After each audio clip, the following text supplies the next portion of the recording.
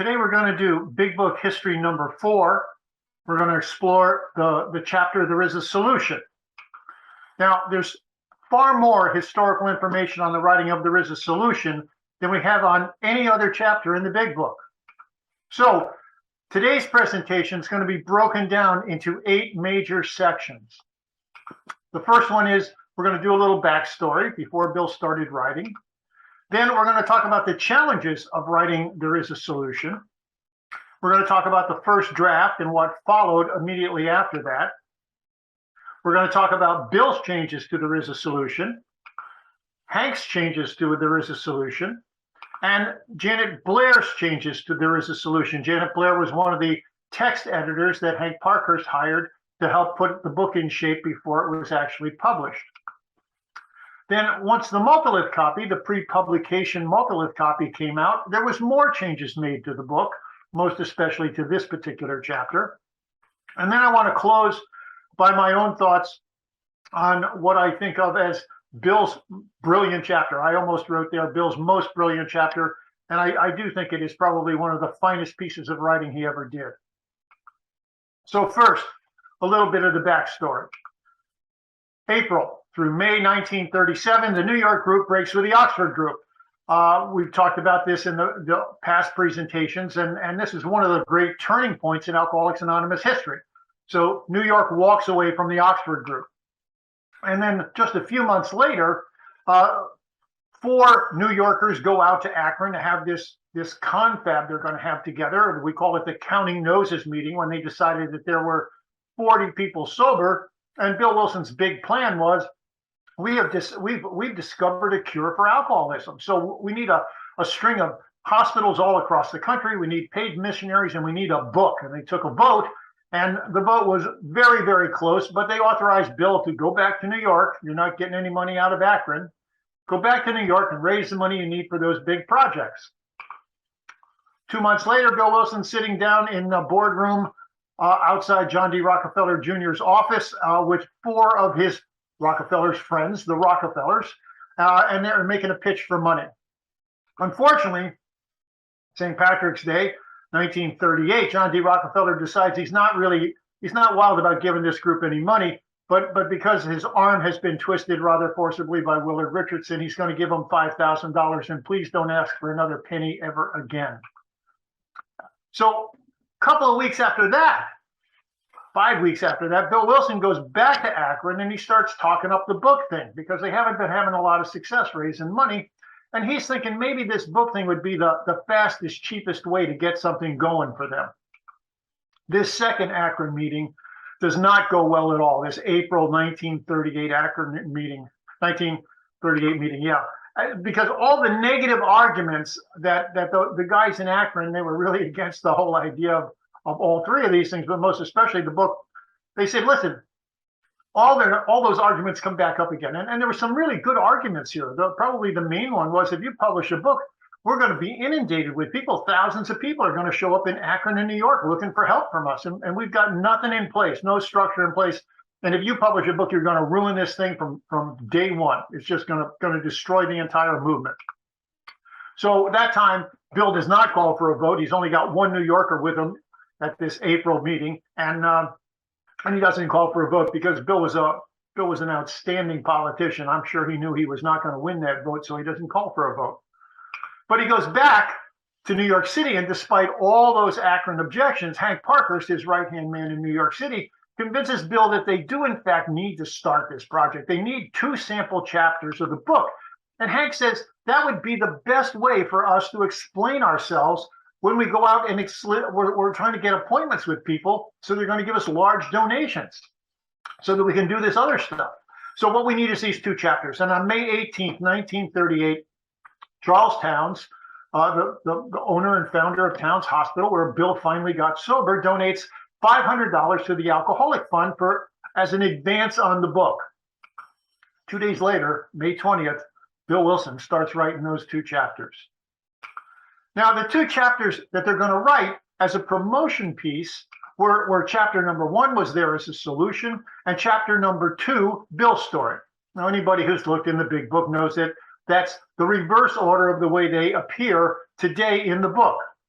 But this is the way they were formatted and the way they were put together, and for very good reason, as we're going to see later, in this original attempt to get these two chapters written.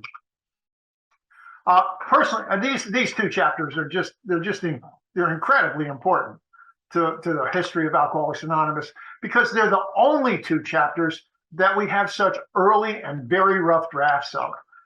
The earliest version we have of the other 9 chapters in the front of the book are those found in the pre-publication Multilith copy, and that was printed a full 8 months later, after much revision of the chapters, of those 9 other chapters. But for these two, we've got all kinds of early versions of them. So let's just talk about the challenge of writing There Is a Solution. What was the problem here?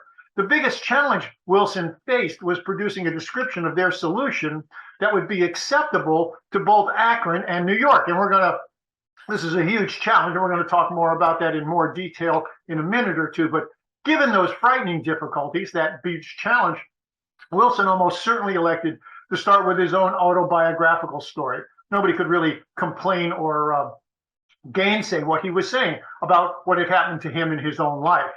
As we saw in our last presentation on Bill's story, after 2 failed attempts, Bill finally writes a satisfactory first draft of his own story, which meant that being done, he could no longer avoid this seemingly impossible task of clearly describing their solution in a way that's going to satisfy everybody who's sober at the time. So what's his problem here? The problem was that the alcoholic squad of the Akron Oxford group, they relied on a deeply and explicitly Christian method of recovery.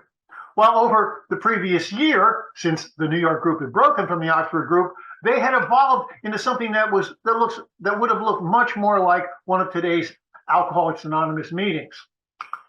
The Oxford group was surely the soil out of which AA grew. I mean, AA owes just a tremendous amount of respect and thanks to the Oxford group for being their launching point.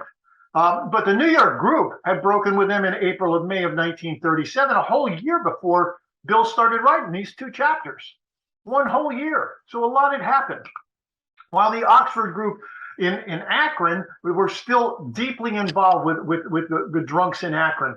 And Bob didn't break with the Oxford group in Akron until December of 1939, a full 8 months after the Big Book was published.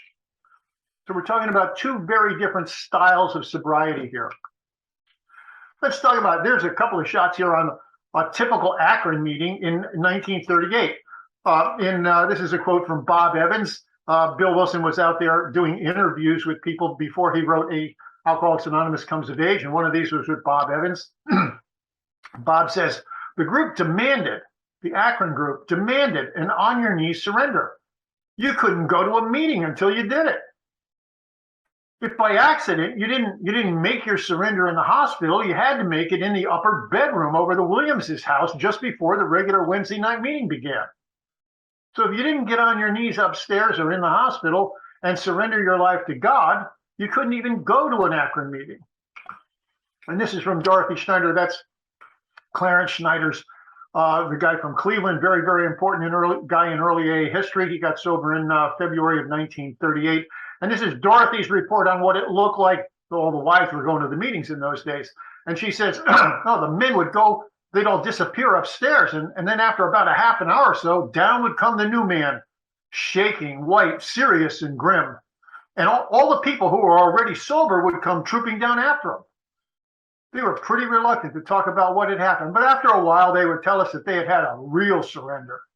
I often wonder, she tells Bill, how many of the people that come in now would agree with the Oxford group's version of the Word of God or anything spiritual and really survive an experience like that. It was a regular, old-fashioned prayer meeting, Dorothy Schneider says. Meanwhile, in New York, we got Jimmy Burwell, the New York atheist. Now, Jimmy's 3 years younger than Bill and Hank, and he gets sober in January of 1938. Then 6 months later, he gets drunk. He stays drunk for about a week. He gets sober again on June 18th, 1938. And he stayed sober until he died in September of 1974, at which point he was the oldest guy still surviving who was, in fact, around and made a contribution to the writing of the book. So my lady Sarah found this handwritten. We were in the Stepping Stones archive, and Sarah finds this handwritten story called Jimmy. Bill Wilson wrote this out, and this is what Wilson describes as what was going on when Jim Burwell first hit the ground in New York City. He says, like a 4-ton bomb, the new member exploded among our small group. As we were then very young, no one had seen anybody like Jimmy. Jimmy knew just what he was after. He wanted to stop drinking. There was no doubt about it. Enthusiastic, sincere, aggressive. He was all of these, but Jimmy was a man of fixed ideas. Very fixed, as we soon discovered. Rising to his feet at a meeting, Jimmy stridently declared, "Damn this God business, it's the bunk. I don't need it to make this program work, and neither does anybody else. It's a lot of superstition. We ought to stand on our own feet, get honest, and work with other alkies. That's program enough. Let's skip the God stuff." And so the trouble started. Was it not our experience, Bill wrote, that we must live by spiritual principles or drink and so die? Of course it was. The spiritual angle was the heart of the program. Some of us had been unbelievers, but we'd come open-minded to the group and had acquired faith. And here was a man shouting that the very grace by which we were living was ridiculous. We tried every conceivable means of bringing Jimmy around: gentle remonstrance, angry argument, condescending pity, the advice that he was destroying our newcomers' chances by his awful heresy, exclusion from our councils, and finally the threat of expulsion from our group. None of these devices worked. As well softened cold steel in a candle flame. So it's hardly possible to overstate the vast differences between Akron and New York sobriety in mid-1938. So formulating a solution that would be acceptable to both of these very different approaches to sobriety seemed almost impossible. What could be a more dramatic demonstration of the differences than the fact that you could not attend an Ohio meeting without first making an on-your-knees surrender to God, while New York admitted and tolerated a ranting and raving atheist? Bill most likely began writing There Is a Solution around the 1st of June, 1938. He'd already finished his story. But he was not only challenged by the pushback that he was really worried was going to come out of Akron, Ohio, he was also getting some significant pushback from his right-hand man in New York City, Henry G. Parkhurst. Hank could hardly question Bill's own story. It was his own autobiographical account of what happened to him. But when it came to There Is a Solution, he was just not happy with what Bill was writing. Most especially, he thought it was far, far, far too religious. Hank was advocating for a book based on moral psychology. This is an incredibly important argument, and it's going to go on between Bill Wilson and Hank Parkhurst from June of 1938, as Bill starts writing There Is a Solution, right up until the book is published in April of 1939. This is the religion versus psychology argument that Bill talks about in AA Comes of Age. But when I heard those words psychology, I always think of Sigmund Freud or Carl Jung. But the fact of the matter is, Hank was talking about moral psychology. He was talking about a very specific thing, as we'll see in a minute. Nothing could be more important to the final text of our big book than this particular running argument that went on between these two men for months and months and months. But exactly what is this moral psychology that Hank Parkhurst is advocating? Well, if you remember from our presentation on the doctor's opinion, Dr. Silkworth was the guy who advocated moral psychology. That was his solution, literally his solution to the alcoholic's compulsive drinking problem. He famously mentioned it in the doctor's opinion. There's no explanation of what he's talking about there, but he says in the doctor's opinion, we doctors have realized for a long time that some form of moral psychology was of urgent importance to alcoholics. And then again, he says, talking about one of his former patients, we felt his only hope was through what we then called moral psychology, and we doubted if even that would have any effect. But Silkworth had explained moral psychology clearly in an April 1937 article called Reclamation of the Alcoholic that he had published. And this is what he had to say about it. There was 4 sections to this article. Moral psychology is the 4th section. He says, we believe that this decision is in the nature of an inspiration. The patient knows he has reached a lasting conclusion, he's hit bottom, and experiences a sense of great relief. These individuals, introverts for the most part, this is not introverts as in go over in the corner and be quiet. This is introverts for the most part whose interests center entirely in themselves. Those kind of introverts, the only people on their radar is themselves. Once they have made this decision, their decision to adopt moral psychology, frequently ask how they can be helpful to others. Silkworth followed this with 2 case studies claiming that the first patient took up moral psychology and in 2 years has entirely recovered. And the other one, clearly Bill Wilson, took up moral psychology, and he has gathered about him a group of over 50 men, all free from their former alcoholism through the application of this method of treatment and moral psychology. This method of treatment was earlier described as weaning people off and the drugs and what they had to do, physical exercise to get people back. But once they did the physical medical treatments, then it was time for moral psychology. And Silkworth concludes this article by saying, to such patients, to alcoholics who have gone through that method of treatment, we recommend moral psychology. And in those of our patients who have joined such groups, the change has been spectacular. Once you get involved with other people and pay attention to other people, good chance you're going to stop drinking. It was exactly this kind of solution, this kind of psychological solution, that Hank was suggesting Bill should be emphasizing when writing There Is a Solution. And he says, after all, that was Dr. Silkworth's solution, wasn't it? What was wrong with that? That was a great solution. And so the arguments began. As Bill was writing his very first version of There Is a Solution, Hank is complaining and jotting down his ideas about what that chapter should and shouldn't say. Now, these are 11 handwritten pages. They're in the Stepping Stones archive. And this is what the first page of this looks like. That's all Hank Parkhurst's handwriting on the top. And at the bottom, it says Hank's idea. That's Bill Wilson's handwriting. And the very first thing at the top is chapter 1 being dictated. So the very first line confirms the timing of this argument. It says chapter 1 being dictated. Remember, chapter 1 is There Is a Solution. It's the second chapter being written, but it's chapter number 1. So Hank isn't writing these ideas down until he sees what Bill's doing and There Is a Solution, and he's not happy with it. So it's early June of 1938, and Hank Parkhurst is about to launch his very first attack on Bill Wilson and on the program of recovery that Wilson is crafting to present to the world. And as I already said, this argument just continues right up until publication date, and we're going to see a bunch of the effects of that as we go through the rest of this presentation. For starters, Hank thought chapter 1 should be a history of the work. And this is his suggestion for chapter 1. Suggestion for chapter 1, a history of the work. Possibly this could be carried on the first 2 pages of the book.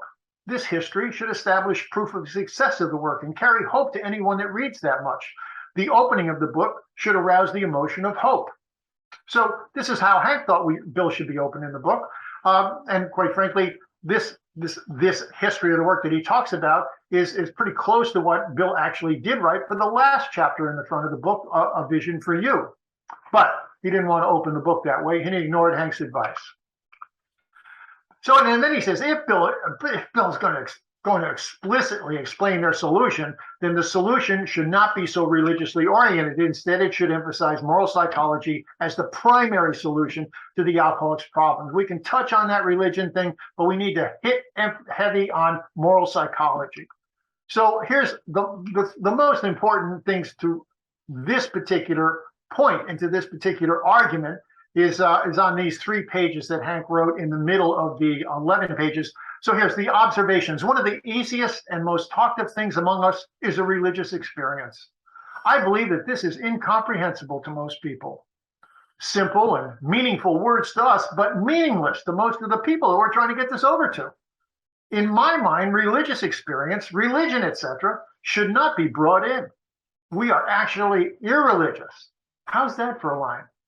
This is Hank Parkhurst's view of what's going on in New York City in 1938. We are actually irreligious, but we are trying to be helpful, moral psychology. We have learned to be quiet and to be more truthful, to be more honest, to try to be more unselfish, moral psychology, to make the other fellow's troubles our troubles, moral psychology, and to follow the 4 steps most of us have a religious experience.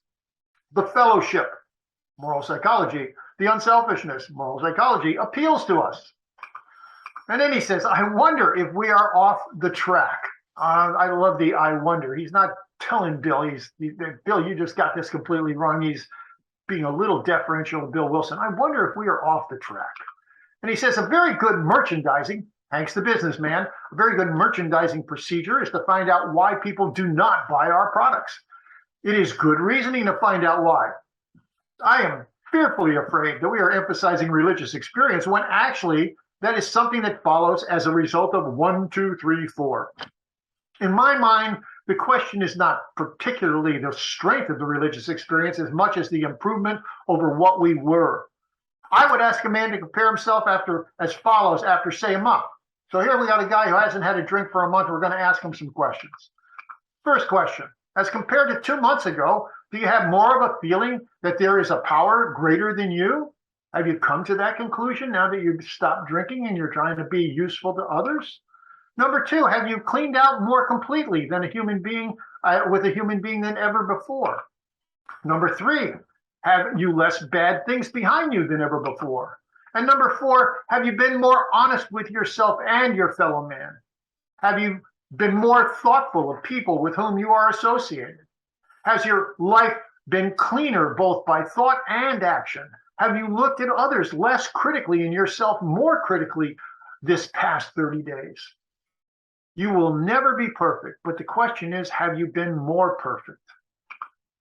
The essence, as I understand it, the essence of this argument between Bill and Hank is that Bill believes you must first have a vital spiritual experience, and once you've got that, then you can start living a life based on moral psychology. This is a egg before the chicken and the egg, While Hank believes that it happens exactly the other way around. He believes that practicing moral psychology will result in a spiritual awakening. And I believe that's the essence of the argument that goes on between these two men for months after months, right up until the publication day of the book. Bill was not completely insensitive to these suggestions. It's not like Bill Wilson did not believe that moral psychology was an important element of a recovery process. He most certainly did. Rather than eliminating his very pointed religious slant in the text, though, he began to blend Hank's perspective on moral psychology into There Is a Solution and into the chapters that followed. So let's talk about the first draft of There Is a Solution and what followed immediately after that. However overwhelming all those challenges, and I just can't imagine how overwhelming that must have felt to Bill Wilson, it just had to be done. And over the next 2 weeks, Bill writes a chapter that he hoped would somehow thread that impossible needle. Now, this is a screenshot of the first page of chapter 1. There is a solution. It's out of the GSO archive. Those are the filing numbers in the upper left-hand corner there. And as you can see, it starts right off with a quote from Dr. Jung. I've never seen one single case in which alcohol-mindedness was established the same as you have it that has ever recovered. This whole thing is 12 pages long, and it comes out to 5,810 words. Now, Bill Wilson is going to explain a little bit later to Dr. Bob that he started this writing, and he says, I'm trying to hit 5,000 words in each chapter. So he's a little bit long here with this particular version of There Is a Solution, 5,800 words, but it's in the ballpark. It's in the zone that he's looking for. We're going to discuss the text of that important chapter in detail when we start talking about the many changes that have been made to it. So less than a month after he started writing, and despite all those arguments between Hank and Bill, by June 17th, 1938, the first 2 chapters were finished. He starts on May 20th, and less than a month later, on June 17th, he's done. And on that day, June 17th, they mailed out their very first promotional package, and it went to a New York banker named McGuire. And they're asking him for an appointment to tell him more about their new cure. And if he buys into the new cure, they're going to hit him up for a whole bunch of money for hospitals and paid missionaries and for continual financing for the writing of the book. A few days later, Wilson writes another letter to McGuire, and he says, hey, we just did this outline. And I'm going to show you the outline of what the rest of the book's going to look like. I know I sent you those 2 chapters, and that outline was created by Hank Parkhurst. Now, this is a truly prophetic document. I mean, it's really, really remarkable that Hank could have done this coming right out of the gate. All but 2 of Hank's 25 chapters finally appeared in the big book. Hank's outline of the big book, this is what it looked like. We found this again. My lady Sarah was helping me do research, and she found this. She was like, William, you need to come over and look at what I just found in this folder. We had heard about an outline. It's mentioned in a couple of letters, but we had never seen it. And here it is. So there's 25 chapters in Hank's outline. The first 2 chapters we already know, or there is a solution in Bill's story. And then there's going to be the stories are going to be up front. There's going to be chapters 3 through chapter 10 is going to be a full-length story each. So those are going to be stories by people. And then chapters 11 through 15, those 5 chapters are each going to contain 4 shorter stories. And then 16 through 25 are going to be the expositional chapters. So what eventually ended up being in the front of the book in Hank's outline was going to be in the back of the book. So let's just look at some of these suggestions that Hank's making for these things. There's the doctor's opinion. According to Hank, he says, testimony of a well-known physician who has specialized a lifetime with alcoholics. At his hospital, he has seen many of us recover whom he has pronounced incurable. It will also cover the problem in lay language from a medical and psychiatric point of view. Now, that was Hank's chapter 17. And then there is a solution in Bill's story. As noted, they're already written. More about alcoholism, devoted to the vagaries of the alcoholic mind, bearing especially on mental and emotional states. Having observed each other under new conditions, we think our experiences will be of immense benefit to alcoholic readers. It will give the medical profession an intimate view of these men's minds that they so much desire. We agnostics, most of us who are honest in being agnostic, this chapter is so directed. Hank's chapter 16, how it works in interaction. This is Hank's suggestion. Having secured the confidence of the alcoholic reader, we tell him just what he can do about it. Detailed instructions for working out his situation with his priest, pastor, reader, wife, or best friend will be given. Our experience shows that a man can do this if he follows directions. Great numbers can be touched by the book in this fashion. Working with others.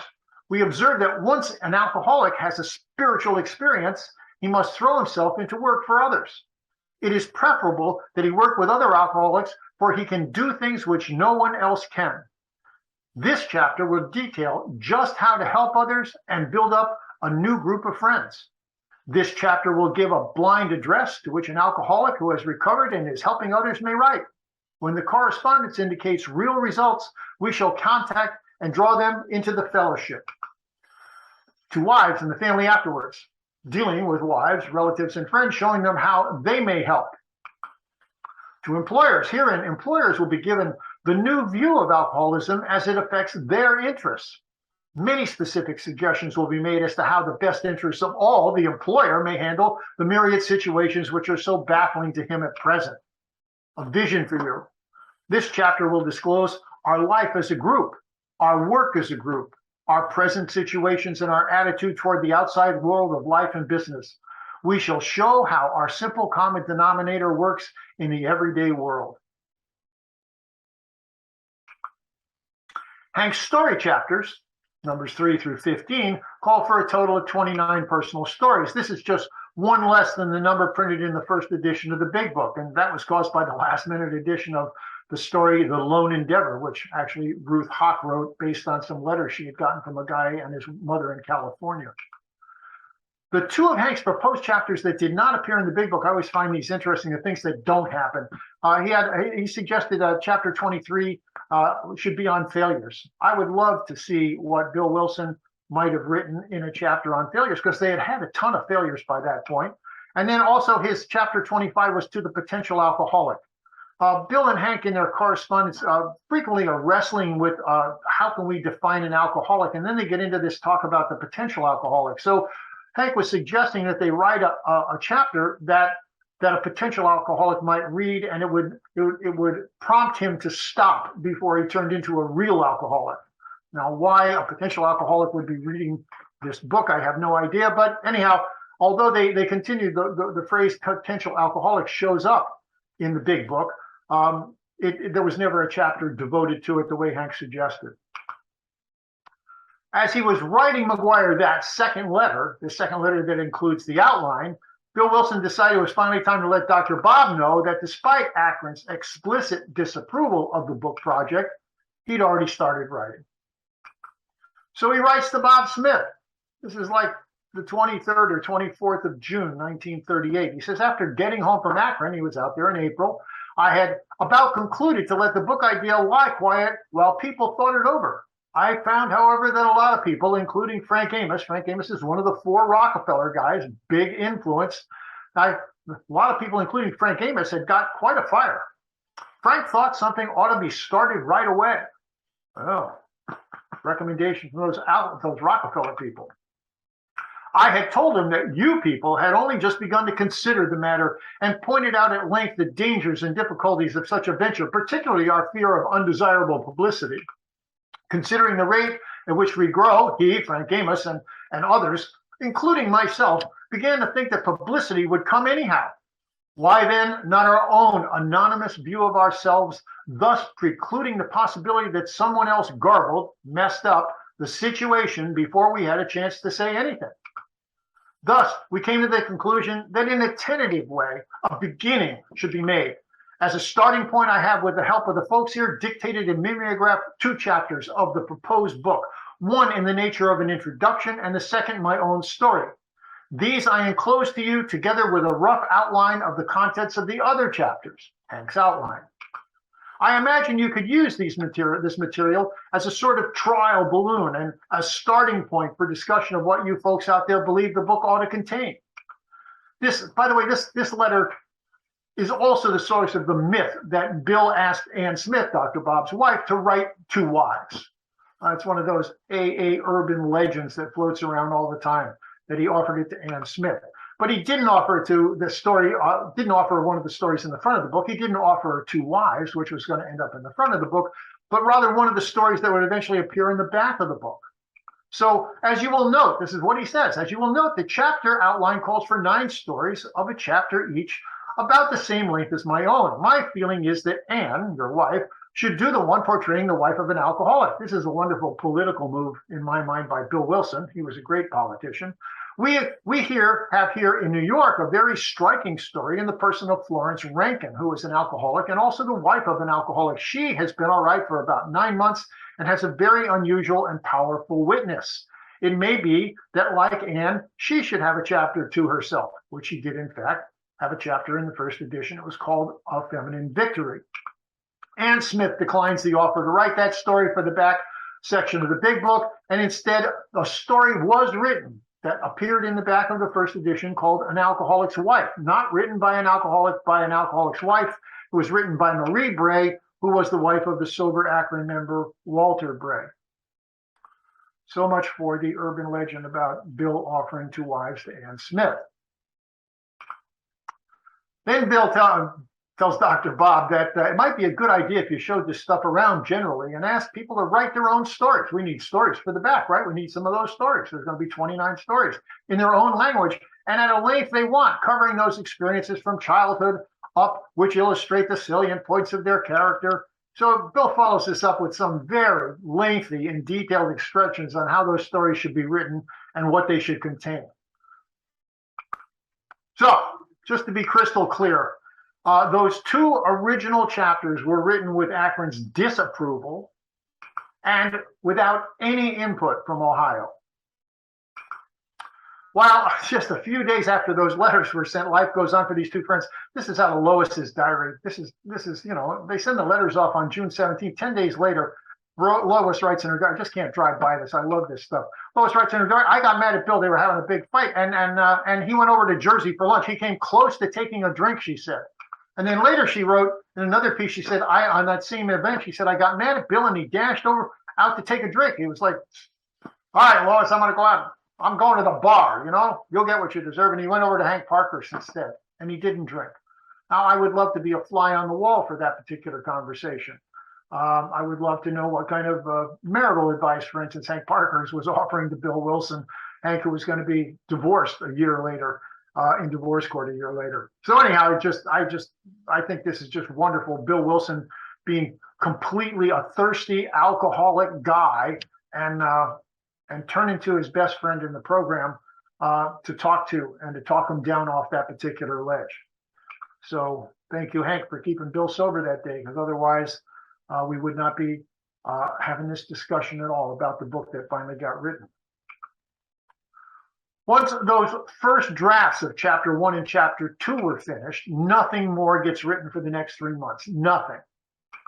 Hank and Bill are completely focused on using those 2 chapters, those 2 promotional chapters, to obtain appointments with potential wealthy donors. It's going to be mid-September 1938 before Wilson gets back to writing for the big book. But once he does, the first draft of the entire book will be finished in just 3.5 months. So from mid-September to the end of December, bang, the book is done. So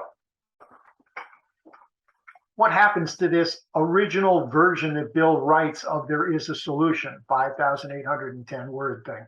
Bill makes a bunch of changes. Most of these changes are cosmetic kind of changes. He's fine-tuning.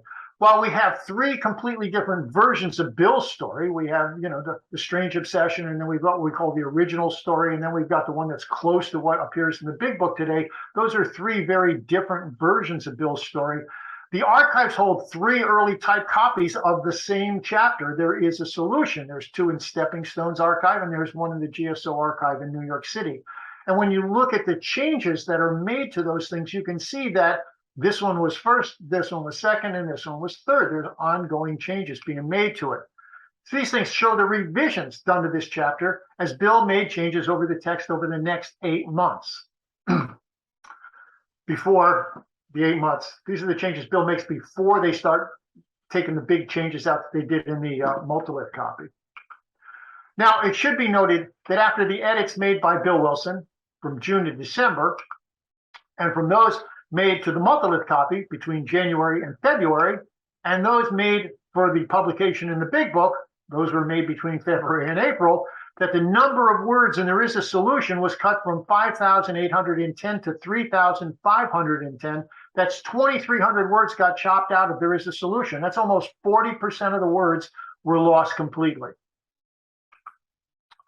While the biggest edits certainly happened just before the pre-publication Multilith printing was done in mid-February of 1939, I want to first take a look at some of the minor edits that Bill made to There Is a Solution, as Ruth Hawk constantly retyped new copies to be mailed out. There was no office Xerox machines in these days. There was just typewriters with carbon paper.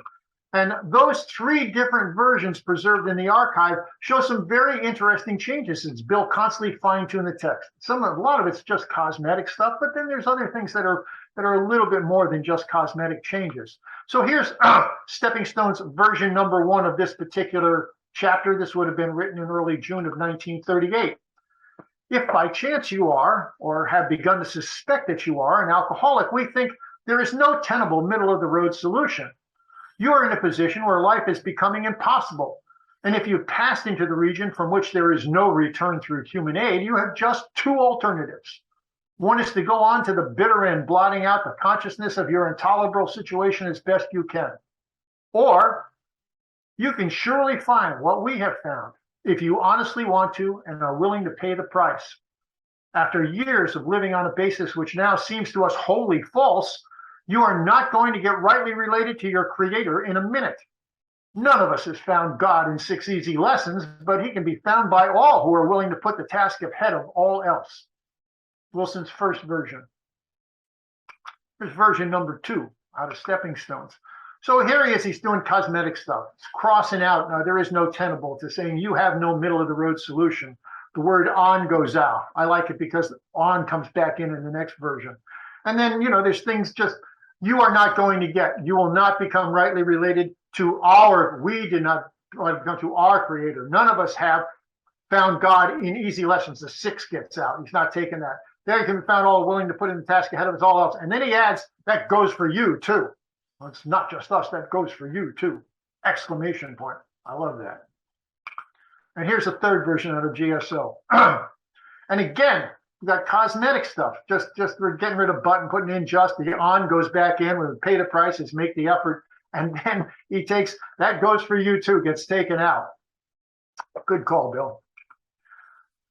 Here's one more paragraph showing the kind of changes Wilson was making to the text before it turned over to the 2 editors in early 1939. We had for many years before his encounter with this noted doctor, this is Roland Hazard talking to Carl Jung, found it floundered desperately from one sanitarium to another. He had consulted several of the best-known American psychologists, and on their recommendation, he had gone to Europe and confined himself for a year in an institution there, at the same time being under the care of this celebrated physician. Little rambling, so we clean it up a bit. We get rid of that floundered, get rid of desperately, and then we break it into 2 sentences at the bottom. At the same time, he was under the care of this celebrated physician. A little bit more clarity there. And then here's the third version, a little bit more change. Again, mostly cosmetic. And for many years, he had floundered. On his recommendation, there he was under the care of this celebrated physician. Okay. Hank's changes. Those are 2 good examples, I think, of Bill's changes. Hank's changes, there is a solution. I think these are much more significant changes, much more significant changes. We're not just talking about cosmetic changes here. They're being made because he never just stopped arguing about this whole idea that he needs to be less religious. And between June of 38 and February of 39, Parkhurst had some significant victories. Bill's original version of There Is a Solution, the word religious was used 13 times, and the word spiritual never occurred. Never. It was never used.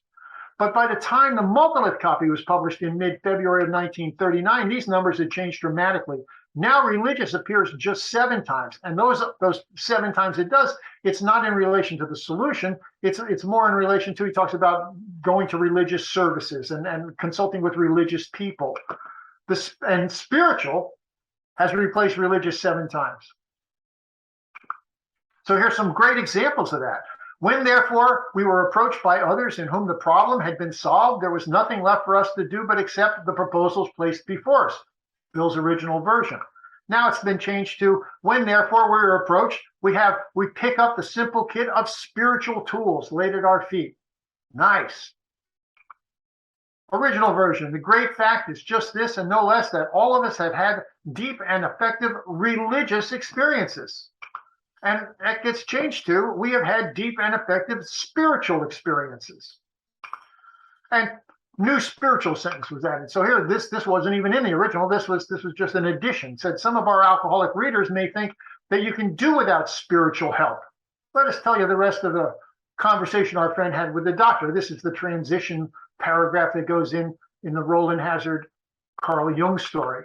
And sporadically, here and there, once in a while, alcoholics have had what are called vital religious experience. This is what Dr. Jung said in the original version that Bill wrote, and that gets changed to had what are called vital spiritual experiences. And again, this is Jung. His hope was promptly dashed by the doctor. Hazard's hopes were promptly dashed by the doctor, who told him that his faith and his religious convictions were very good as far as they went, but that in this case, they did not spell the vital religious experience so absolutely imperative to displace his insanity with respect to matters alcoholic. And that gets changed to, in his case, they did not spell the necessary vital spiritual experience. And both, we must have vital religious experience or perish, and his newly found religious experience were cut completely out of Bill's text, and this new paragraph was put in. In the following chapter, there appears an explanation of alcoholism as we understand it, then a chapter addressing to the agnostic. Many who once were in this class are now among our members. Surprisingly enough, we find such convictions no great obstacle to a spiritual experience. And finally, the next few chapters are the personal narratives of several of us. In these accounts, each person will describe in his own language and from his own point of view the way in which he happened to find the living God. Hank didn't like that living God thing, obviously. So that gets changed. Each individual in the personal stories describes in his own language and from his own point of view the way he found or rediscovered God. Much less emphatic. A careful reading of the first 164 pages of the big book reveal at least 114 clear references to the need for a spiritual awakening if you want to solve your problem with alcoholism. Thank you, Hank Parkhurst. Finally, this is probably the best place to mention that this emphasis on the need for a spiritual awakening rather than a religious awakening was further emphasized in 2 major changes that were made to the big book after it was published. Now, a whole bunch of people seem to think not a single comma or period has been changed in the big book since it was published. That is not even close to the truth.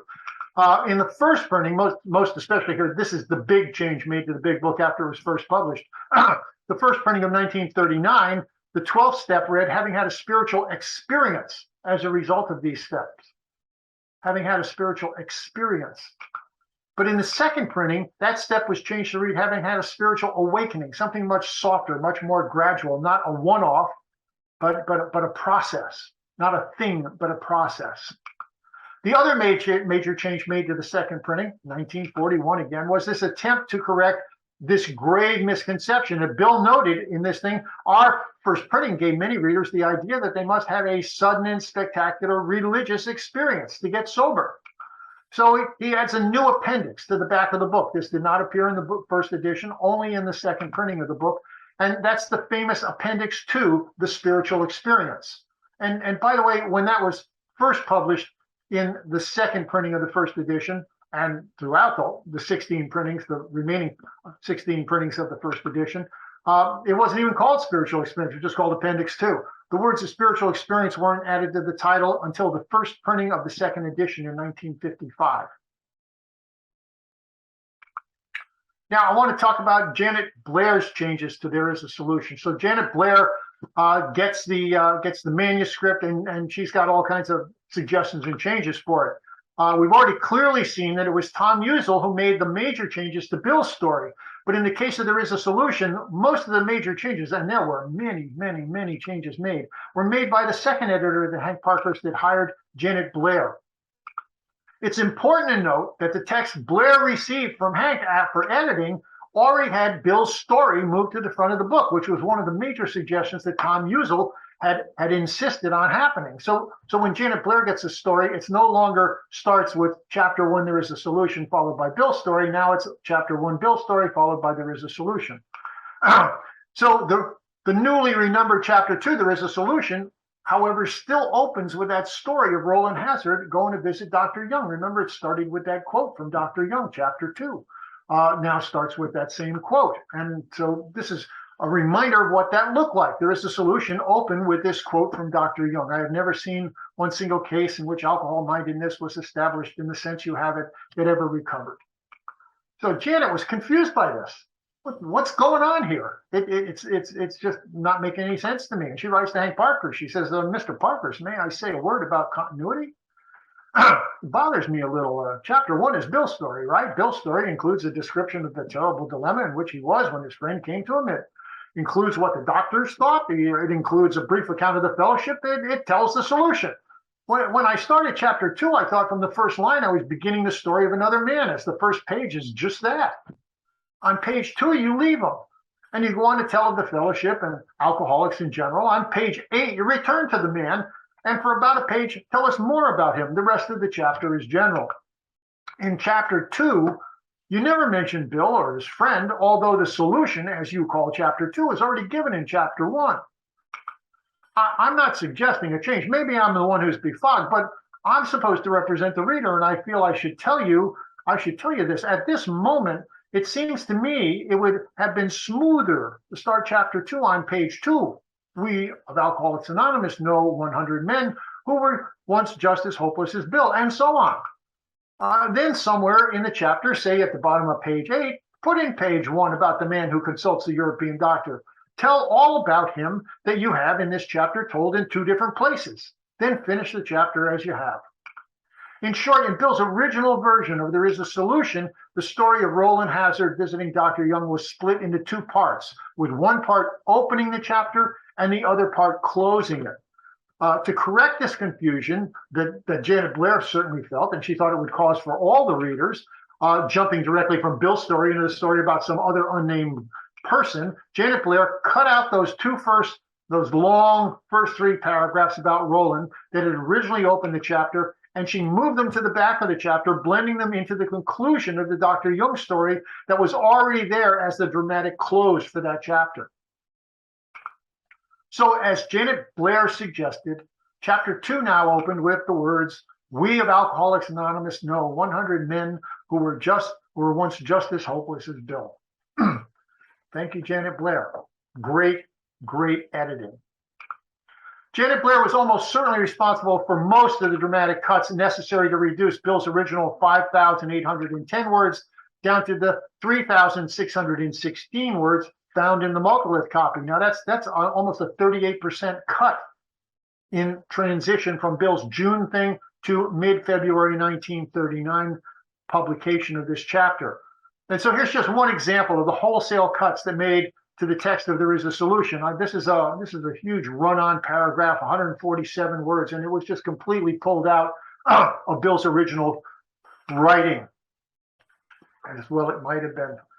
For example, it is surprising to most of us that we have not developed a downright hatred for John Barleycorn in all his works, that we have not become intolerant and impatient for those who like to drink. For many sincerely believe that they should not be deprived of an age-old privilege and pleasure just because a lot of people are softened and made sick by it. We are sure we have a way of life which, if adopted generally, would render excessive drinking a stupid and impossible practice. Most of us strongly feel that real tolerance of other people's shortcomings and viewpoints and a decent respect for the opinions of mankind, a direct lift from Thomas Jefferson, are qualities which greatly enhance our usefulness to others, for in the last analysis, our very lives as ex-alcoholics depend upon the constant thought of others and how we may help them meet their needs. That entire paragraph was just axed right out. And perhaps another example, you remember this paragraph that we looked at earlier, here showing Bill Wilson's final corrections. So this is Bill's final version of this that we have in the archives. For many years before his encounter with this noted doctor, he had floundered from one sanitarium to another. He had consulted several of the best-known American psychologists. On their recommendation, he had gone to Europe and confined himself for a year in an institution. There he was under the care of this celebrated physician. So that was Bill's best shot at several edits. This was the end result of at least 3 rounds of edits on this particular paragraph. Janet Blair gets a hold of this paragraph, and she is much more aggressive when she's doing it. Look at what Janet Blair did to this paragraph. She just whacked all kinds of stuff out of it. So now it reads, if you can follow through here with the deletions and additions, for years he had floundered from one sanitarium to another. He had consulted the best-known American psychiatrists. Then he had gone to Europe, placing himself in the care of a celebrated physician who prescribed for him. Bang! Much better flow, much better continuity, much better presentation of the point. Good job, Janet. Despite all his protestations of simply being the umpire, Bill was always saying, I didn't really write this book, I was just the umpire, which is nothing even close to the truth. When it came to what was going to go into the big book, Wilson, he just did not react while members of the fellowship were criticizing his writing.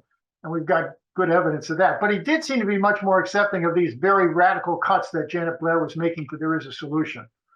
He responded very generously to Janet Blair in a letter on February 8th, 1938, as she was doing these radical surgeries to his baby. He wrote her, he said, I am very grateful that you have the perception to understand what it is I want to say and the ability to say it so well. You have certainly cleared up our manuscript. I also want to thank you for your interest and painstaking effort. In effect, I have agreed with all you have done. Upon 1 or 2 minor matters, I have taken the bit in my own teeth, but you may set that down to Vermont perversity, and be assured that I heartily agree with you in your corrections after all.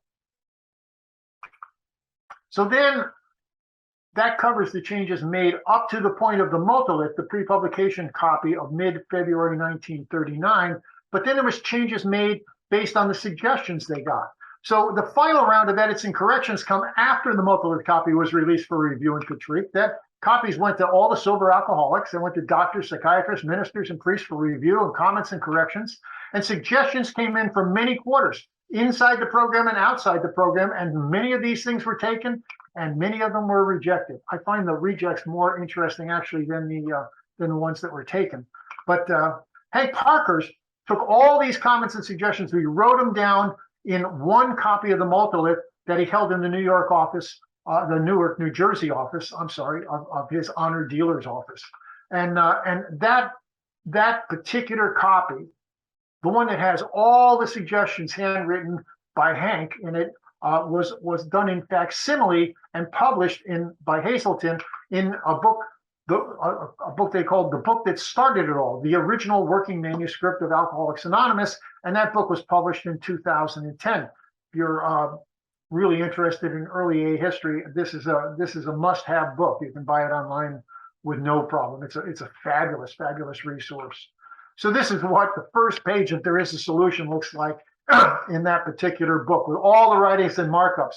I'm just going to go through a couple of these. I love the fact this is the little box up in the top left, just up above the title, chapter 2 to the left. It says, "People do not desire to be called ordinary." He said, "We are just ordinary people." So they wanted to change it to average. So they did. They changed it to average. And then on the left-hand side, there's a check mark you can see, and underneath it, very lightly, it says group.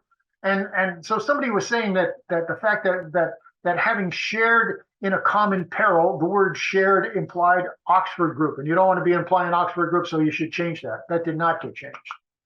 And then down by the red mark, you see that little red mark on the left-hand side, below the middle of the page. It says, there's handwritten there, it says, "We hope this volume will inform." Okay, so they added that. That's good. And then it said, "We hope this volume will inform, instruct."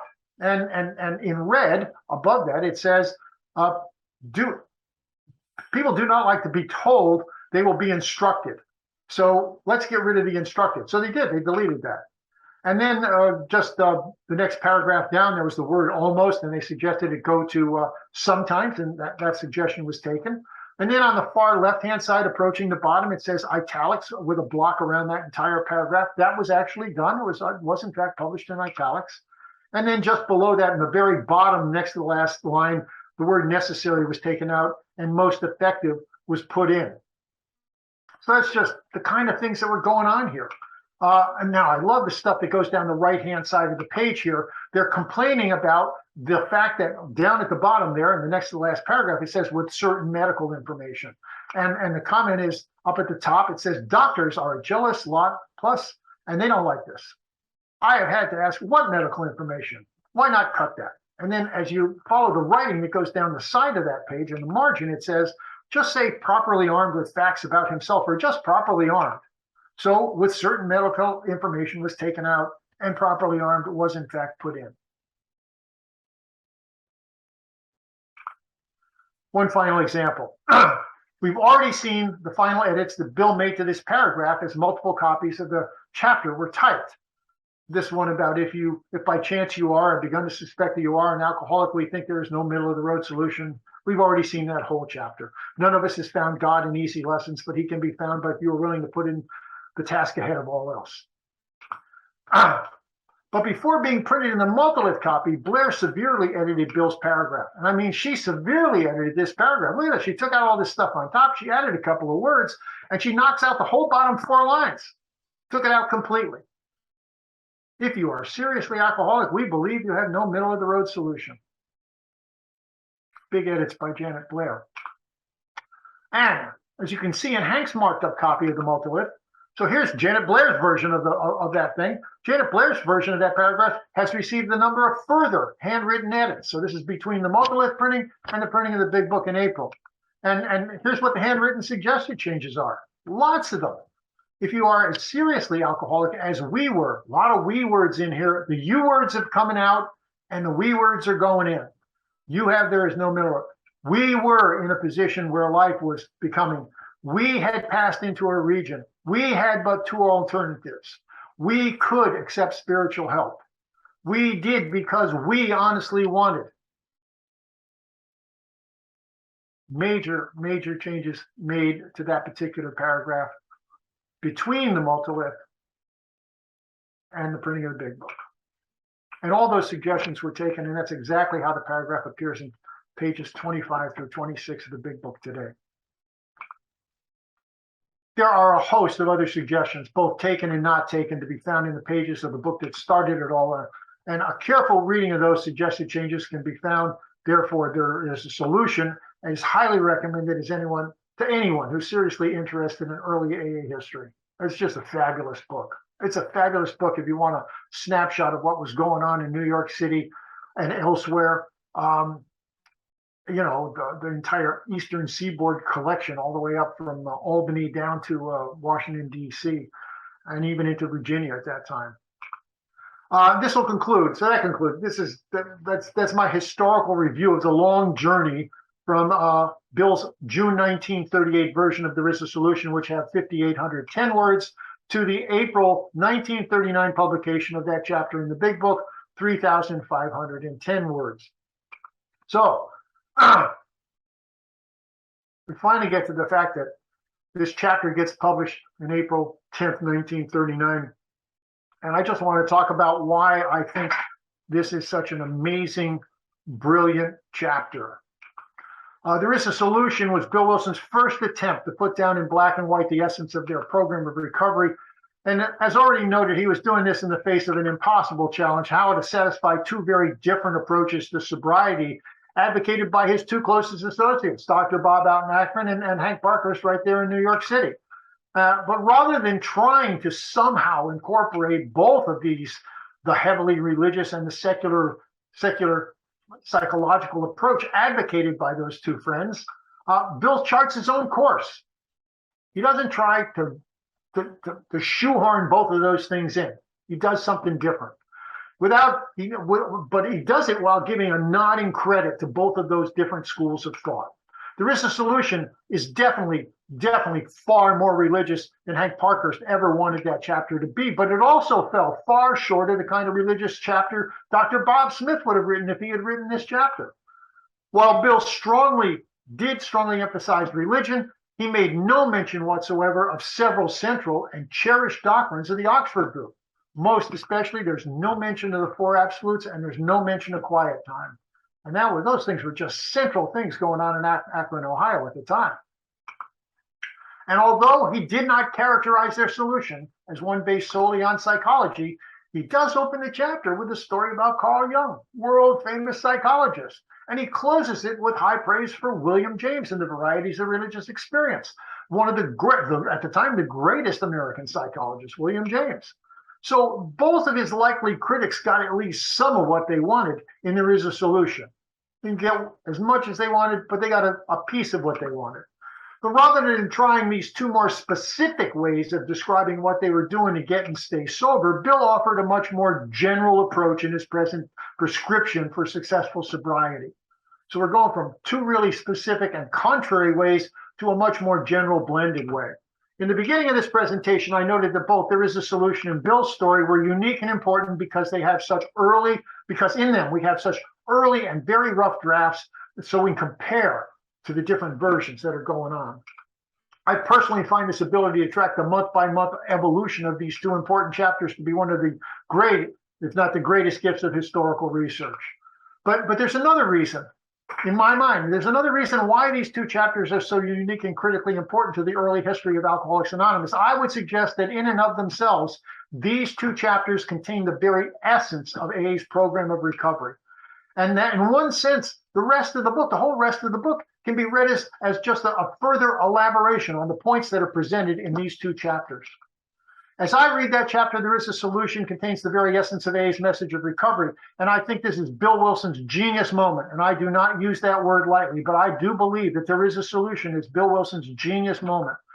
And it can be first seen in this brilliant diagnosis that he offers of the alcoholic's problem. If you're a real alcoholic, you have no defense against the first drink. People have been talking about what is wrong with this alcoholic guy. Even Dr. Silkworth talks about the fact that once he starts drinking, he can't stop. That's the problem. No, Bill says that's not the problem. If you're a real alcoholic, you have no defense against the first drink.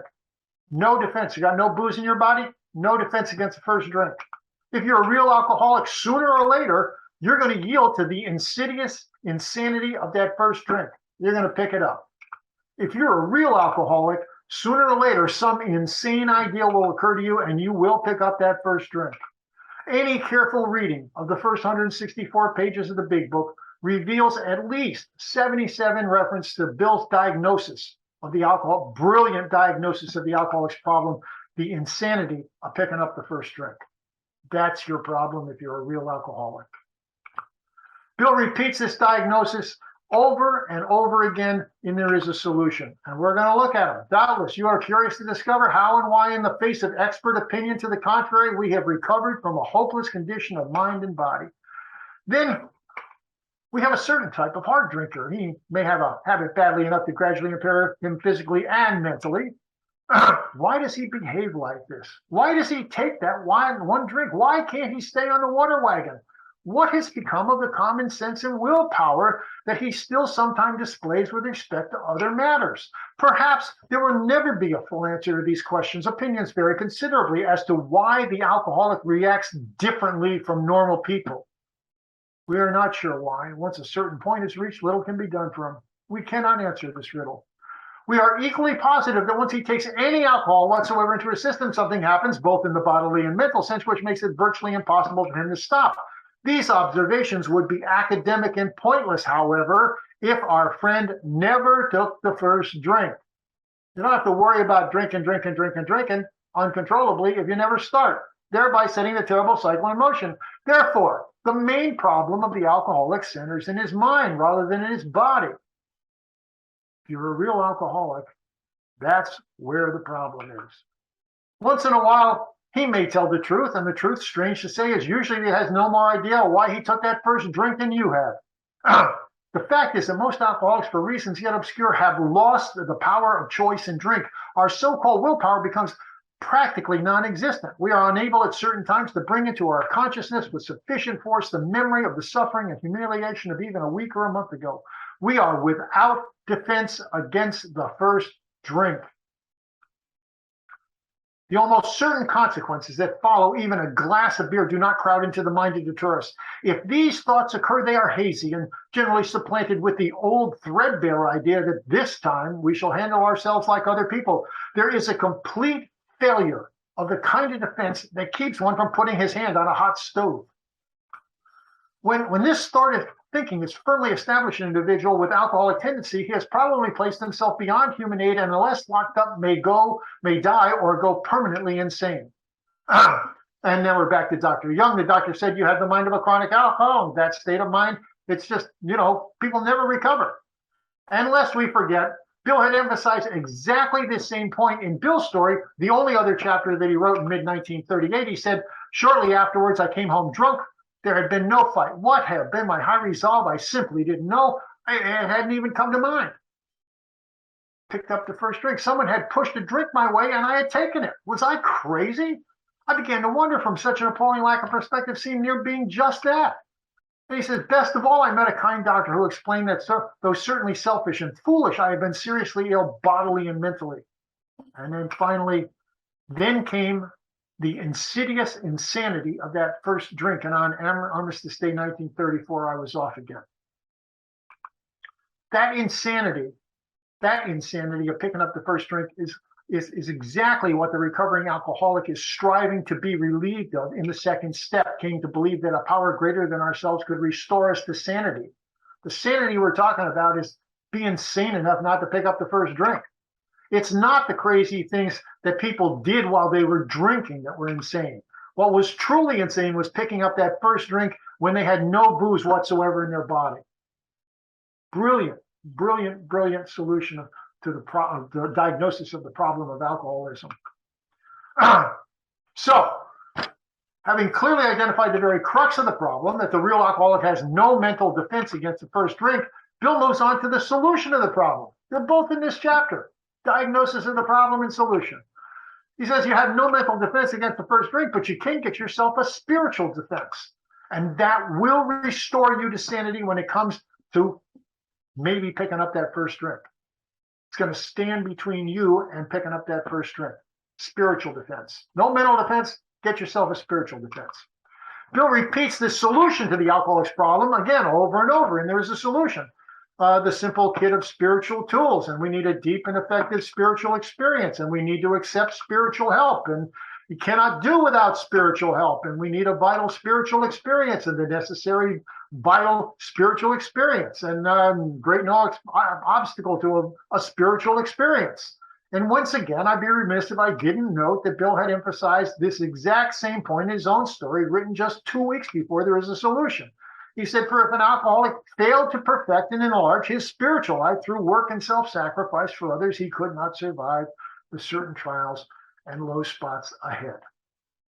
You need to get yourself a spiritual experience.